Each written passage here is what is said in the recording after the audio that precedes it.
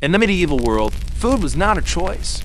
It was a quiet battle for every single day, a struggle between what the earth could spare and what the body required to keep going. There were no shopping carts, no fully stocked markets, no guarantee of dinner tonight or breakfast tomorrow, and yet, for generations, peasants across Europe endured war, plague, famine, and tyranny, and they did it on meals so humble, so threadbare. They'd make even our most frugal diets look extravagant.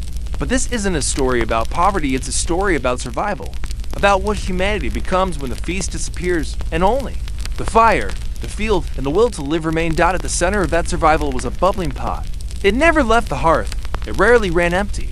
It was the heart of the peasant home and the soul of the medieval diet. It was called pottage, a simple stew, yes, but more than that. It was an edible timeline, days, even weeks of meals layered into one. New ingredients dropped in, old bits boiled down. Grain thickening the broth until it could support a spoon standing on its own. This was not dinner. This was strategy. Waste nothing, feed many, and above all, keep the fire going. Archaeologists have uncovered charred remnants of pottage pots with layers so deeply baked in. They reveal not just ingredients, but history's grains, of barley and rye mingling with wild herbs, root vegetables, and unlucky days. A shard of salt pork, no spices from the east, no tender meat cuts, just cabbage leaves and leeks. Turnips and onions, simmering day after day. Flavor came from hunger, warmth came from steam, and nutrition came from doing what had to be done. The peasants didn't live on soup alone. They needed something solid, something portable, something dense enough to bear the weight of a body bent under sun and soil. That was bread, or more precisely, a dark, heavy slab of it, made from coarsely ground barley or rye, often mixed with peas, beans, or even tree bark when grain supplies ran low. Unlike the fragrant loaves in noble halls, peasant bread was hard, bitter, and built to last. Weekly baking meant that by midweek, it needed to be dumped in pottage or ale just to soften it enough to chew. Yet even this dark loaf, this lifeline of the peasant class, held dangers. The same rye that sustained them could also betray them, ergot. A toxic fungus that thrived in damp grain could spark mass hallucinations, convulsions, even death. Villages stricken by St. Anthony's fire writhed in mysterious agony, unaware that the devil they feared was baked into their daily bread. Still, they ate. What choice did they have? And when the pot grew thin and the bread crumbled to dust, they turned to gruel, a watery mix of grain and despair, oats or barley, boiled in more water than grain, served not for taste, but to fill space in an empty stomach.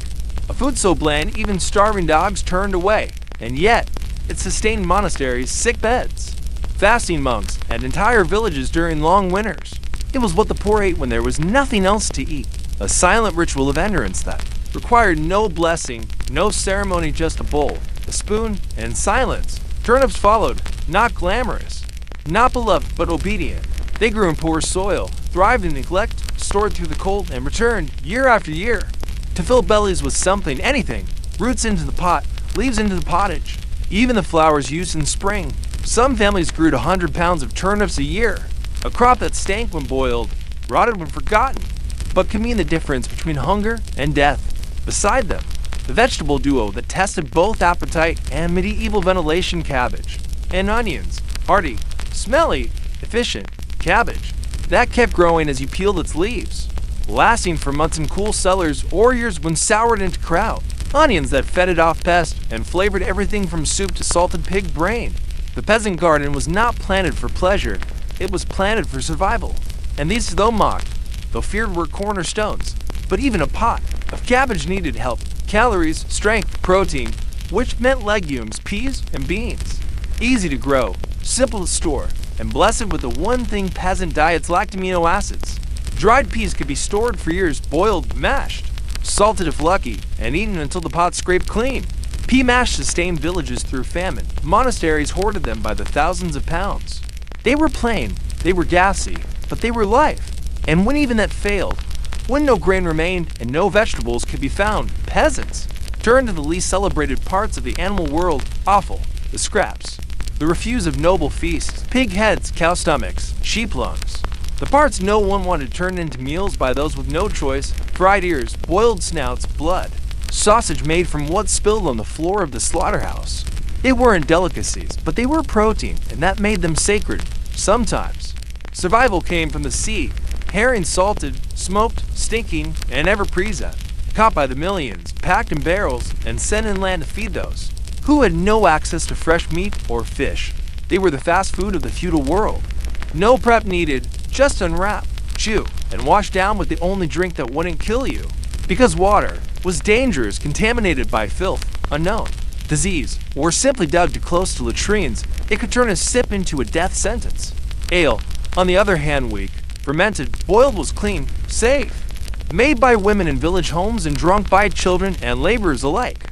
1 gallon a day was standard for workers. To during harvest, and yes, even the rat catcher was paid. In pints. And for sweetness, forget sugar. It was a myth for peasants. Honey was king. And berries his loyal attendants. A spoonful of honey was a rare treasure, so valuable it could land a thief in stocks. Berries were fleeting, seasonal, uncapturable. Children were sent to gather them in the forests like tiny harvesters of joy, 1 handful for the pot, 1 for the mouth. That was dessert, but the forest offered more than sweetness. It was the fallback pantry, chestnuts roasted, ground into, flour, acorns soaked, processed, turned into emergency bread, wild greens boiled into pottage, mushrooms gathered with cautious reverence, some that saved, others that killed. These wild offerings filled the gaps left by war, by drought, by plague. And when all else failed, when the world gave nothing but ashes, then ashes became bread, ash cakes. Primitive, gritty, bitter, made from whatever meal remained: barley, acorns, even bark, and cooked directly in the embers of the fire. No tools, no timing, just fire and willpower. They tasted like smoke and desperation, but they worked still. Peasants were not machines. They were human. They desired comfort, familiarity, even joy. So they invented a new kind of cuisine. Whatever. We have a bit of leftover pottage, a chunk of stale bread, a spoon of bean mash, all thrown into the same pot. There were no recipes, just rhythm, the rhythm of hunger, of the seasons, of life at its barest. And out of that rhythm came meals that stretched across time. Some of those improvised dishes became staples, others vanished. But the idea endured. Feed yourself, feed your family, waste nothing, and endure. That's what food meant in the Middle Ages. It was labor, it was memory, it was survival. And if you listen closely, maybe, just maybe, you can still hear the simmer of that ancient pottage pot, still bubbling in the corner of some forgotten hut, feeding ghosts and ancestors in equal measure. Imagine waking at dawn in a damp, thatch-roofed cottage. The cold from the earth seeps through the straw mattress, and your stomach groans before your feet touch the ground. You shuffle to the hearth, and there it is, the pottage pot, still warm, still alive. You stir it with a stick, scrape yesterday's hardened layer from the sides, and taste it. Turnip, a bit of barley, the same onion you tasted 3 days ago. It's not new, but it's familiar. It says, you're still here. Outside, the land demands your body. Harvest must be gathered, wood must be chopped. A full day's labor waits, but first something to carry you. Not meat, not eggs, not cheese, those are for the manor. You reach instead for the peasants. Fuel, Maslin bread, a coarse loaf made from rye and wheat mixed together. Not because it tastes better, but because it's what grew. Wheat struggled in poor soil. Rye invited fungus, but mix the two, and you get something hearty, something cheap, something edible. You tear a piece, chew slowly. It's sour, it's dry, but it keeps your hands from trembling as you swing your scythe. At midday, you gather with others in the field. No feast, just a cloth unwrapped. Inside a leek and barley hand pie made days ago, baked hard to survive the week. Maybe a sliver of salted herring tucked into the crust. Nothing spoils, nothing spills. You eat in silence, watching the Lord Steward ride by on a horse fed better than you. You chew faster. In the evening, you return exhausted. There's no feast waiting, just steam. The pot again, the smell of garlic boiled in ale, thickened with leftover bread, maybe spiked with crushed peas. This is your supper. You call it broth, but it's a memory. Everything you didn't finish in the last week, merged into something new. You share it with your wife, your children. The old man is sick to work. Every sip is a small triumph, but once in a while, there's celebration, a holy day, a wedding, the birth of a child, and then even peasants splurged. Chickens were caught, killed, and stuffed not with fine herbs, but with oats, lard, and leeks, baked in crude ovens. It was a taste of heaven, and everyone got one bite. If they were lucky, they drank herbal ale infused with nettle or meadowsweet, a medieval toast to the gods of the harvest. And for those who live near the sea, another dish waited: fish pie with foraged greens, packed with sprats, thickened with ground beans, and wrapped in barley dough. No lemon, no butter, but it was warm, salty, satisfying, the kind of meal that made you forget, just for a moment, that your roof leaked and your boots had holes. But not every dish was peasant-born. Some filtered down from the monasteries. Monks, though sworn to poverty, ate with knowledge. They passed on strange combinations: porridge mixed with ale, bean and garlic paste spread on stale bread, and even eggless puddings made from mashed chestnuts and honey. These weren't gourmet, but they carried protein, fiber, and wisdom. And yet, survival wasn't just about food, it was about when you could eat. The church calendar ruled the stomach. Over 140 days a year were fast days. No meat, no dairy, no eggs. That meant peasants had to invent new ways to fill their guts on fast days. They relied on almond milk porridge, lentil pottage, and honey. Carrots cooked soft to imitate fat. The trick wasn't luxury. The trick was illusion, tricking the body into thinking it was full, warm-fed. Children ate differently. Not better, just smaller. Gruel with berries if they could find them. Scraps of turnip, roasted beans, occasionally a fried apple slice if an orchard overproduced. And when they cried at night, hungry again, a sip of weak ale, not for pleasure, but to lull them to sleep. As winter dragged on, the meals grew darker. Stored root vegetables became the base for everything: boiled, mashed, fermented. A peasant could live for weeks on cabbage and onion pottage, topped with a spoonful of bean mash. Cold bread was toasted near the fire and scraped with lard mixed with herbs, a peasant's version of buttered toast. Some invented fake cheese, ground oats mixed with salt and ale, fermented until it turned soft and sour.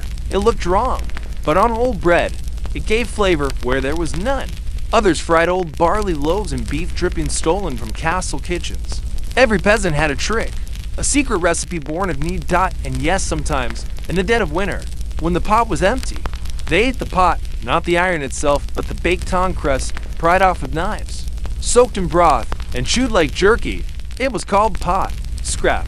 It was bitter, but it was warm. Still, for all the hardship, there was honor in the table. Meals were shared equally. The weakest fed first. The old and the sick never went hungry, not because there was enough, but because starvation without dignity was worse than death, even in scarcity. The medieval peasant understood what modern life forgets. Food is not just survival. It is memory, community, ritual. They didn't name their dishes. They didn't write recipes. But they built a cuisine out of scarcity, creativity, and centuries of knowledge passed from hand to mouth, mother to child, village to grave. So the next time you bite into a crusty loaf, sip a thick stew, or throw away a bruised turnip, remember the ones who couldn't, the ones who made meals out of mud and miracles, the ones who kept the fire burning through plague, war, and winter, because they didn't just eat to live, they ate to endure, they ate to remember, and they ate to survive. We like to think of ourselves as advanced. Our kitchens shine with stainless steel. Groceries arrive at our doorsteps, 100 flavors in every box, 1,000 choices in every aisle. But in the chase for abundance, we've lost something though. Medieval peasant knew without a word. Hunger teaches respect, scarcity teaches imagination, and a meal is sacred. Today, we throw away bread when it grows hard. In the Middle Ages, our bread became a plate, called a trencher. It soaked up stew and grease, then was eaten or given to the poor. Nothing wasted, nothing forgotten. The crust that modern hands discard was once the only barrier between a hungry man and a wooden table. We discard vegetable stems. Peasants boiled them into broths. We mock porridge. They praise it. We shame food that is simple, gray, plain. They built empires with it. Their table was never silent. Every bite carried stories of bad harvest, cruel lords, miraculous births, sudden deaths. Every scratch of a spoon was a hymn of endurance. They didn't eat alone. They sat close, shared bowls, passed bread hand to hand, not for politeness, but for survival. No one dime while another starved, even in famine. When bodies thinned and children cried themselves to sleep, there was ritual. Peasants prayed not to ask for more, but to give thanks for what little remained. Gratitude wasn't performative, it was oxygen. A bowl of weak pottage could mean life another day. And when the meal ended, there was no waste bin. Leftovers weren't discarded, they were transformed. Yesterday's bread became today's soup thickener. Spoiled milk turned into sour cheese. The peel of an onion flavored 3 more stews. The line between food and fuel was thin and precious. So what do we learn from this forgotten table? That convenience is not wisdom. That flavor does not mean worth. That abundance can blind us to the genius of constraint. And that sometimes what we throw away built civilizations. The peasants didn't need cookbooks. They had memory. They didn't need variety. They had resourcefulness, and they didn't need riches, because in every shared meal, every humble stew, every crust of Maslin bread passed between rough hands, they found something modern life often forgets. Enough. Enough to survive another day. Enough to feed the ones they loved. Enough to keep going. Even when the world felt cruel. Their recipes were not glamorous. Their meals were not celebrated, but they were true, honest, grounded. And that, in the end, may be the greatest lesson of all. Because when you strip away the spices, the sauces, the trends when famine knocks and the lights go out and the supermarkets close, what remains? Grain, water, salt, fire, a pot, a ladle, a shared bowl, and the hands that stirred it all together. This is where cuisine begins, not with chefs, not with luxury, but with the peasant, the laborer, the mother, the survivor. So next time you eat, pause. Remember the hands that came before you, the ones who fed a family with nothing but hope and a turnip. And as you taste your meal, ask yourself, could you survive on what they did? And more importantly, could you still call it a meal? Asterisk if this story moved you. Imagine what else we've forgotten. Like, share, subscribe. Because history isn't buried, it's just waiting to be remembered.